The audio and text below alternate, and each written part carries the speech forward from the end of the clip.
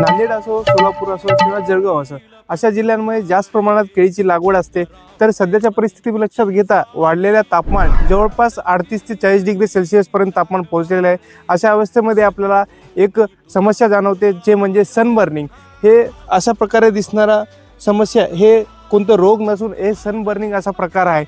हे असा प्रकार आपल्याला वाढलेल्या तापमानामध्ये आपल्याला आढळून येतो। शेतकरी मित्रांनो, जर तुम्हाला अशा प्रकारे दिसत असेल, यावर आपण कशा प्रकारे नियोजन करू शकतो याबद्दल आपण सविस्तर माहिती घेणार आहोत। तर व्हिडिओ शेवटपर्यंत पहा, जेणेकरून तुम्हाला फायदा होईल।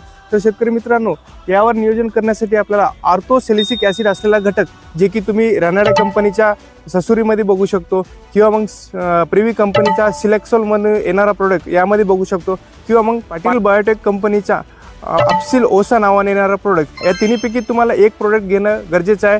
त्याचं प्रमाण आपल्याला 30 ते 35 ml प्रति 15 लिटर पंपासाठी घेणं गरजेचं आहे। याचा वापर जर आपण केलो शेतकरी मित्रांनो, तर याच्या फवारणी केल्यानंतर या पिकांच्या पानावर एक मजबूत लेयर तयार होईल, जेणेकरून वाढत्या तापमानामध्ये येणारा प्रॉब्लेम त्यापासून आपल्याला आपल्या केळी पिकाला संरक्षण भेटत असते।